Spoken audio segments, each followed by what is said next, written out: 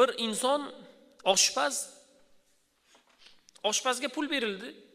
4-5 odamlar bizga bir chiroyli ovqat qilib ber. Oshpaz Makka, bu holat Makka shahrida bo'lyapti. Makka shahrida bo'layotgan holat. Oshpazga pul berildi. Men 2 kilo yoki 3 kilo go'sht olingda bizga bir chiroyli taom pishirib bering.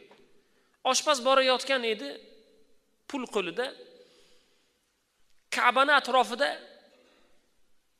go'sht do'koni bor edi o'sha zamonda. 2 kilo yoki 3 kilo aytilgan go'shtni olib chiroyli bir narsaga o'rab kelayotgan edi, azon aytilindi. Shu namozimni o'qiymen dedi va go'shtni oldida kelaverdi. Oshpaz aytadi: "Go'shtni maydaladim. Maydalaganimdan keyin qozonga tashlayapman. Ozgina vaqt o'tyapti. Go'shtni holidan bir xabar olay desam, olov, yog' qizib yotibdi. Go'sht pishmagan, o'zgarmagan ham hatto." Men hayron qoldim va taom tayyorlab ber degan odamlarimga aytdim: "Mana go'sht qizimayapti" desam, "Bo'ldi, biz ham senga yordam beramiz. Olovni tagiga biz ko'proq o'tin yoqamiz" dedilar. O'tinni ko'proq yoqishdi. Ozgina vaqtdan keyin u o'tin yoqilgan o'tinlar asnosida bundan oldin ham oshpaz ovqat pishirgan-ku. Go'sht qavjurab qolishligi kerak deydi. Yana qozonni og'zini ochsam, go'sht o'zgarmagan, hatto sovimagan. Shunday qonlari bilan maydalangan holatda turibdi. Boshqa o'rtoqlarni chaqirdida biz birgalashib o'tinni tagiga o'tin yoqdik deydi, olov yoqdik. Qozon qizigandan battar qizidi, yana qaraymiz go'sht o'zgarmagan. Keyin ular meni savolga tushdi. "Birodar, sen go'shtni qayerdan olib kelding? Bu nimani go'shti o'zi? Molni go'shtimi, qo'yni go'shtimi, boshqa hayvonning go'shtimi?" Oshpaz aytdi: "Men necha yillardan beri bitta qassobdan go'sht olaman. U namozxon, solih odam.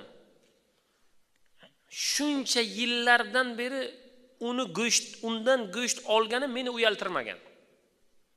Xo'p, holat nima bo'ldi o'zi? Men bergan pulingizni bordim, qassobga berdim, undan go'sht o'lchatdim, kelayotgan dedim, Ka'bani azoni eshitildi. Azondan keyin men aytdimki, shu joyda bir asr namozini, peshin namozini vaqti bo'ldi, shu namozimni o'qib chiqay dedimda namoz o'qidim. Namoz o'qish asnosida u go'sht meni qo'limda. Saf tekistlanishi holatida men Ka'baga yaqinroq holatda boribman deydi. Keyin bir joyga qo'ydimda namozimni o'qidim. Namoz o'qiganimdan keyin qaradim, Ka'ba bo'sh. Ka'bani atrofida odam kam. Darrov shu 7 marta tavofni qilib, keyin mana vaqtim ham bor. Tavofdan keyin bemalol ovqatga ulguraman dedimda, darrov 7 marta tavof qilib, maqomi Ibrohimda 2 rakat namozni o'qib, keyin ana ovqatni boshladim. Deganlarda o'rtoqlar, vallohi bo'ldi. Buni yechimi boshqacha, kerak emas. Demak, bu go'shtni olamiz, boshqa go'sht sotib olamizda, undan keyin buni pishiramiz dedilar. Oshpaz hayron edi. Ichlarida bir olimi bor edi. Nega bunday bo'ldi deganda, Alloh taolo Ka'bani tavof qilgan hatto o'lik go'shtni olovda qizdirmadi. O'lik go'sht u, so'yilgan. Bir endi u qo'yni go'shtimi, molni go'shtimi bilmadik biz. Alloh shu go'shtni olovda kuyishligini Alloh iroda qilmadi, endi insonlarni ichi dedi. Endi biz tirik holatda Robbimizga yolvorib Ka'bani tavof qilyapmiz. Safo Marva maqomi Ibrohimlarda namoz o'qiyapmiz. Alloh taolo o'lik go'shtni-ku olovda kuydirmadi. Biz tirik yaxshi ko'rgan bandasini endi do'zaxda kuydiradi, birodar. Birodar, buni tagida nima turadi? Buni tagida ilm turadi, birodar.